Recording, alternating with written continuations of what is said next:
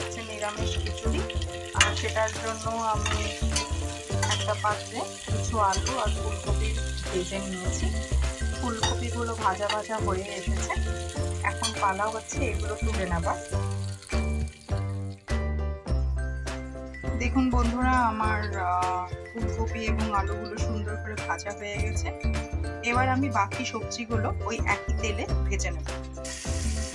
আমার এই সবজিগুলোতে রয়েছে মিষ্টি কুমড়ো, গাজর এবং বিনস।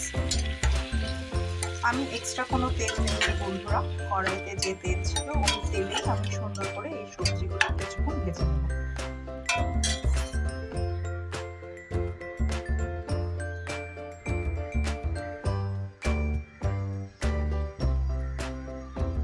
আপনারা দেখতে পাচ্ছেন সবজির রঙগুলো কি সুন্দর। এখন শীতের সময় অনেক রকম সবজি বাজারে পাওয়া যায়, আর এই সময় এই মিক্সড সবজি দিয়ে খিচুড়ি খেতে খুবই ভালো লাগে। আপনারা অবশ্যই এইভাবে খিচুড়িটা বানিয়ে নেবেন, দেখবেন খুব জলদি এটা তৈরি হয়ে যায় এবং খেতেও খুব ভালো লাগে। দেখুন বন্ধুরা, সবজিটা আমি খুব বেশি ভাজা ভাজা করব না, হালকা ভাজা হলেই তুলে দেবো যাতে এটার রঙটা নষ্ট না হয়। আর যেহেতু খিচুড়িতে দেবো, খুব একটা ভাজা ভাজা করার আমাদের দরকার পড়বে না। এবার বন্ধুরা একই পাত্রে আমি কিছুটা সর্ষের তেল নিয়ে নেব, খুব বেশি নেবে না, প্রায় 1.5 টেবিল স্পুন হলেই হবে। এবং এই তেলটা একটু গরম হলে এতে আমি 1 বাটি সোনা মুগ ডাল ভেজে নেব। অনেকে অনেক রকম ডাল দিয়ে খিচুড়ি রান্না করতে পছন্দ করে, কিন্তু আমার এই মুগ ডাল দিয়ে খিচুড়িটা বেশি পছন্দ। আপনারা চাইলে 2-1 রকম ডাল মিক্স করে নিতে পারেন। এবার তেলটা গরম হয়ে এসছে, এই গরম তেলে আমি ডালটা ঢেলে নিয়ে একটু ভেজে নেব।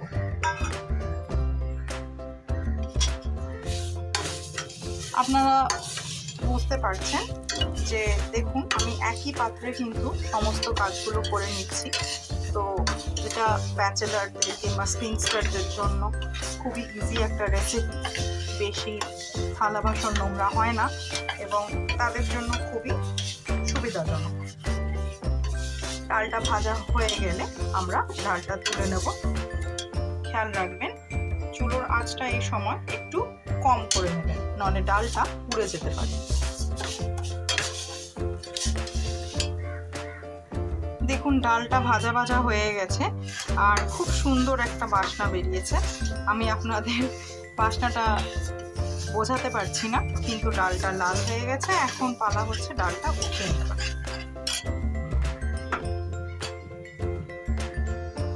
দেখুন ভাজা ডালটা আমি একটা পাত্রে তুলে নিয়েছি।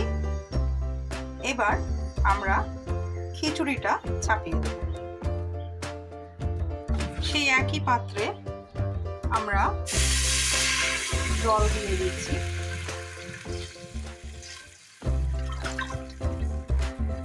জলটা একটু পরিমাণ মতো আপনাকে দিতে হবে। আমি প্রায় 1.5 কাপ মতো চাল আর 1 কাপ মতো ডাল নিয়েছি, তো সেই জায়গায় প্রায় 1.5 লিটার মতো জল আমি ফুটতে দিয়ে দেব। দেখুন জলটা ফুটে গেলে এবার এতে আমরা চাল, ডাল এবং সবজিগুলো একসাথে চাপিয়ে দেব। এই দেখুন আমি চালটা ধুয়ে রেখেছি। অনেকে গোবিন্দভোগ চাল দিয়ে খিচুড়ি খেতে পছন্দ করে, কিন্তু আজকে আমার কাছে গোবিন্দভোগ চাল নেই, রেগুলার বাসমতি চাল আছে। আমি সেই চালটা দিয়েই আজকে খিচুড়ি রান্নাটা সেরে ফেলবো। দেখুন বন্ধুরা, এখন শীতের সময় প্রচুর শাক বাজারে পাওয়া যায়, তো এই খিচুড়িটা আরেকটু হেলদি এবং সুস্বাদু বানানোর জন্য আমি কিছুটা পালং শাক এবং বাঁধাকপি কেটে ধুয়ে রেখেছি। এটা আমি সবার শেষে খিচুড়িতে দেব, কারণ বাঁধাকপি এবং পালং শাক খুব তাড়াতাড়ি রান্না হয়ে যায়, আর প্রথমে খিচুড়িতে দিলে এটা পুরোটা ঘেটে যাবে। দেখুন বন্ধুরা জলটা গরম হয়ে গেছে, এবার আমি চাল আর ভেজে রাখা ডালটা জলে দিয়ে দেব।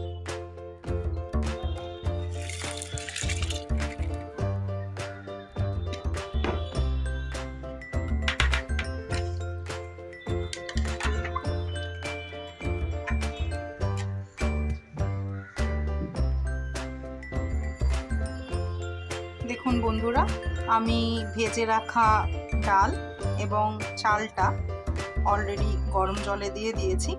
তবে বাসমতি চালটা আমি প্রথমেই ধুয়ে ঝরিয়ে রেখেছিলাম। আপনারা চাইলে বাসমতি চালেও রান্না করতে পারেন, অথবা আমাদের সবার খুব প্রিয় গোবিন্দভোগ চাল, সেটা দিয়ে খিচুড়ি করতে পারেন। দেখুন, এতে আমরা আমাদের ভাজা সমস্ত সবজিগুলো এবার দিয়ে দেব।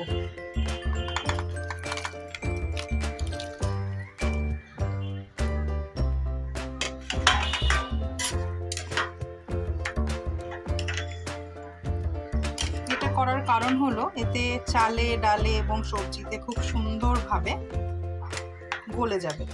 কিছুক্ষণ এটাকে ঢাকা দিয়ে রান্না করতে হবে।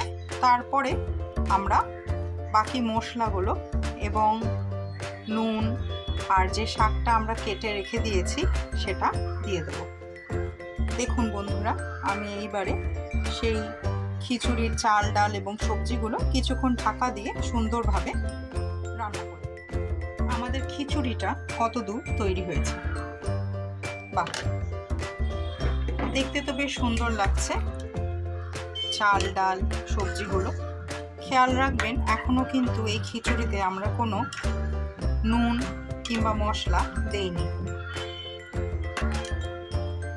চালটা আর ডালটা হাফ পরিমাণ হয়ে এসেছে। এখন এতে আমরা আমাদের কাটা শাকগুলো দিয়ে দেব। দেখুন, পালং শাক এবং আপনার বাঁধাকপিটা এখন এতে আমরা দিয়ে দিলাম।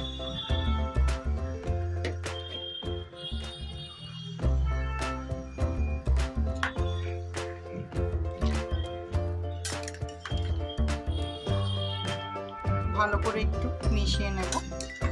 দেখুন, দেখতে কি দারুণ লাগছে। লাল, নীল, সবুজ, সাদায় ভরানো আমাদের সবজি খিচুড়ি। এবার এতে একে একে আমরা হলুদ এবং নুনটা দিয়ে দেব। দেখুন, এবার এতে আমরা সল্ট কিংবা নুন বা লবণ, আপনি যাই বলুন, ওটা দিয়ে দিলাম। এবার দিয়ে দেব হলুদ। হলুদ ছাড়া আমাদের কোনো রান্নাই সম্পূর্ণ হয় না। আর দেখুন, এই হলুদ আর নুন দেওয়াতে খিচুড়ির রংটা কতটা চেঞ্জ হয়ে গেল।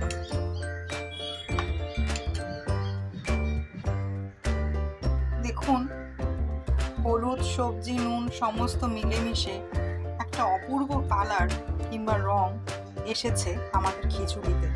খিচুড়িটা কিন্তু এখনো তৈরি হয়নি, অনেকটা পালা বাকি আছে। তাই আমরা আস্তে আস্তে দেখে নেব কিভাবে খিচুড়িটা তৈরি হচ্ছে। দেখুন বন্ধুরা, আমাদের খিচুড়িটা প্রায় হয়ে এসছে। এটা আরেকটুক্ষণ হলে পরে আমি নামিয়ে তারপরে বাগার দিয়ে দেবো। দেখুন বন্ধুরা, আমাদের খিচুড়িটা কিন্তু একদম হয়ে গেছে, দেখতে পাচ্ছেন খিচুড়িটা পুরো রেডি হয়ে গেছে। এবার কিন্তু আমরা এটা নামিয়ে দেব এবং খিচুড়ির বাগারটা দিয়ে ফেলবো। খিচুড়িতে বাগার দেওয়ার জন্য নিয়ে নিচ্ছি একটু কড়াইতে একটু সর্ষের তেল।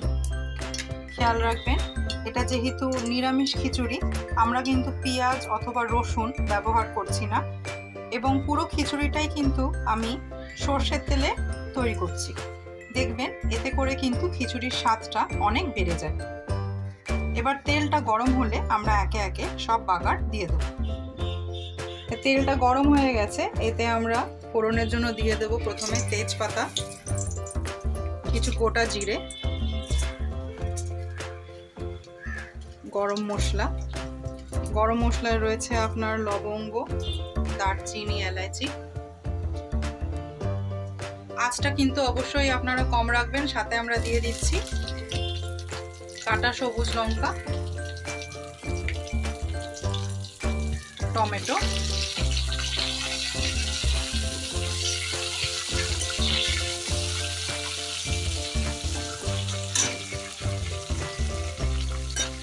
হালকা নাড়াচাড়া করে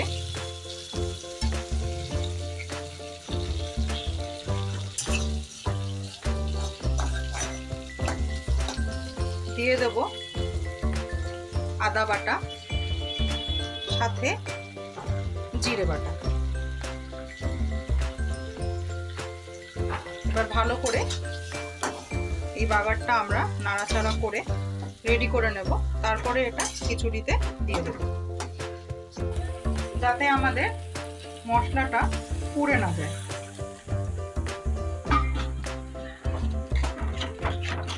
এবার মশলাটা আমরা ভালো করে কষে নেব যতক্ষণ না তেলের ওপরে সুন্দরভাবে উঠে আসছে। মশলাটা যত আপনারা কষাবেন ততই কিন্তু খিচুড়ির স্বাদটা আরো বেড়ে যাবে। দেখুন বন্ধুরা, আমার মশলাটা কিন্তু প্রায় কষে গেছে। আপনারা যদি খেয়াল করেন দেখবেন সুন্দর সাইডে তেল ছাড়ছে। যখনই মশলা থেকে তেল ছাড়বে বুঝে নিতে হবে যে মশলাটা প্রায় কষা হয়ে গেছে।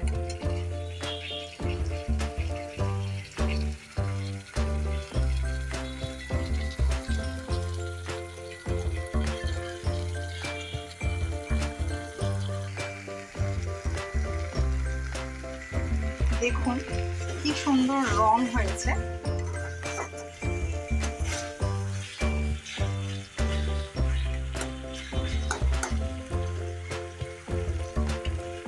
মশলাটা প্রায় কষে গেছে।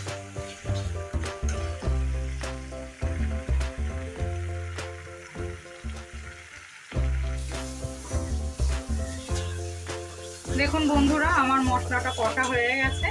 এবার আমি উনুনটা নিভিয়ে দেব এবং এই কষা মশলাটা আমি আমাদের খিচুড়িতে ঢেলে দেব।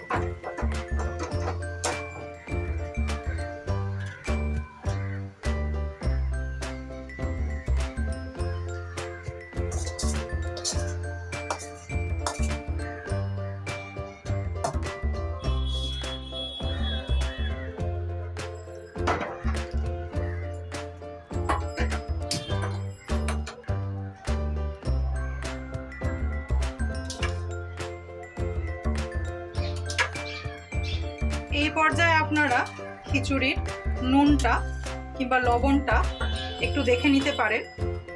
আপনাদের যদি মনে হয় লবণ আরেকটু লাগবে, অবশ্যই সেটা দিয়ে আপনারা তৈরি করে নিতে পারবেন। বন্ধুরা, আমাদের খিচুড়ি কিন্তু কখনোই পূর্ণ হয় না যদি তাতে আমরা ঘি না দেই। তাহলে এখন আপনারা একটু ঘি উপর থেকে ছড়িয়ে দিতে পারেন। আমি পুরো রান্নাটা ঘিতে করিনি, কারণ এখন আমরা সবাই খুব হেলথ কনসিয়াস, আমরা ফিটও থাকতে চাই আর সুস্বাদু খাবারও খেতে চাই। সেই জন্য ওপর দিয়ে আমি কিছুটা ঘি ছড়িয়ে দিলাম, যাতে আমাদের ঘি দিয়ে খিচুড়ি খাওয়ার ভাবটাও পূর্ণ হয়, অথচ আমরা ফিটও আর হেলদি থাকতে পারি।